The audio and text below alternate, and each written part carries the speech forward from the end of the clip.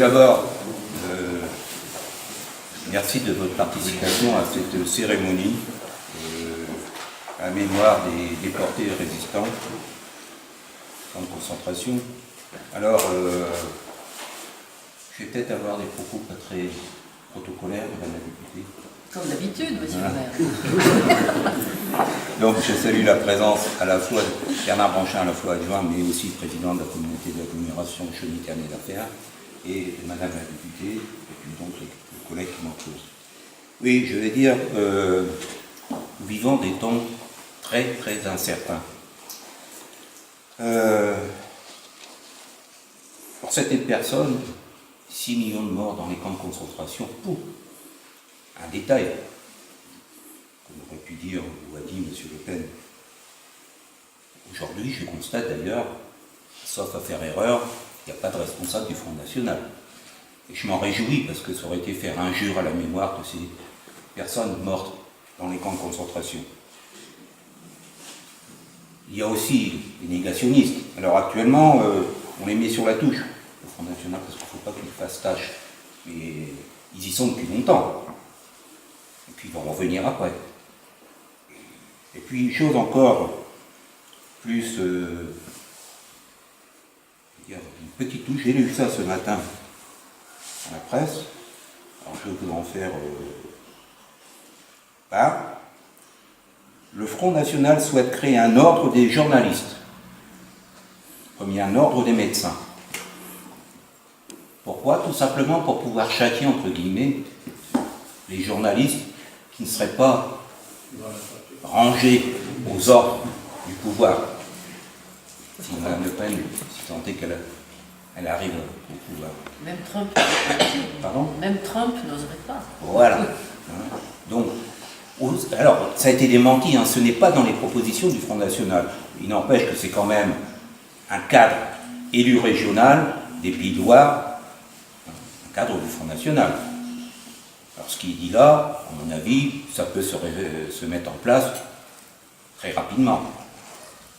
Alors moi, je vous dis, en fait, si vous souhaitez faire passer le message que nous sommes sur le fil de la lame, que si demain, le Front National vient à gagner les élections, eh bien, je vous garantis que les libertés individuelles, les libertés des associations, la liberté de la presse, tout cela risque de voler en éclats. Alors vous allez me dire, c'est peut-être pas le lieu d'en parler. Si, c'est le lieu et le moment, parce qu'aujourd'hui, nous sommes là pour la mémoire des déportés. Donc, voilà. Je me suis permis de vous dire cela.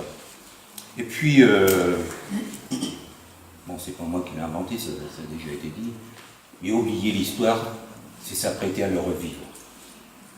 Revivre cette histoire passée, eh bien, moi je n'en ai pas trop envie. Ni moi, ni pour mes proches, les enfants, les petits-enfants. Voilà. Alors quand on utilise la misère pour arriver à ces femmes, et on utilise la démocratie pour mieux la détruire ensuite, vous comprendrez que je ne peux pas être d'accord. Je ne suis pas le seul. Mes collègues autour de moi partagent mon avis. Voilà. Je ne vais pas en dire plus. Je ne suis pas candidat aux élections présidentielles. Donc, voilà. Ça sera. Alors, ce que je veux dire également, c'est que justement, dans ce cadre de la mémoire, j'ai eu l'occasion récemment de rencontrer, en compagnie de ma députée, un responsable national au niveau de la mémoire sur... SNCF. Pardon? SNCF. SNCF, oui, j'allais dire, SNCF. Et derrière cela, il y a peut-être un projet qui pourrait voir le jour, sait-on jamais. Bon. Je dis simplement que voilà, et je devrais recevoir un ouvrage qui va être... qui est édité, là, ça y est, normalement. Donc, le responsable de la question m'a promis de l'envoyer, ouvrage qui sera bien entendu à la médiathèque, hein, qui va retracer la mémoire de tous ces anciens cheminots. Et je fais référence aussi indirectement à la passerelle, de voir ce qu'il pourra souhaiter. Voilà, je n'en dis pas plus. Je vous remercie encore une fois de votre présence et ça prouve au moins que même un 30 avril, parce que tous les ans, le 30 avril, c'est toujours la veille du 1er mai. C'est comme ça. Bon, je sais que ça fait un week-end prolongé cette fois-ci. Voilà, mais l'essentiel c'est que ça existe et que vous êtes là pour en témoigner. Voilà. Oui, je n'ai pas grand-chose de plus à rajouter, si ce n'est que, effectivement, cette journée était tout à fait particulière, parce que la pensée qu'on a pour ces gens qui ont été déportés pour leurs idées, qui ont été déportés pour leur religion, qui ont été déportés parce qu'ils étaient communistes, parce qu'ils étaient gaullistes, parce qu'ils étaient juifs, parce qu'ils étaient gitans, parce qu'ils étaient homosexuels. Quand on regarde tout ça de loin, on se dit, c'est vrai qu'on a parcouru un sacré chemin depuis ces temps. Mais aujourd'hui, on peut penser effectivement que le danger est à nouveau à nos portes. Et là, je rejoins les propos de Christian. Eh bien, restons vigilants, faisons-le savoir et faisons en sorte que l'irréparable n'arrive pas. Voilà la seule chose que j'ai envie de dire aujourd'hui en ce jour vraiment particulier. Souvenons-nous, on a entendu tout à l'heure le chant des marais.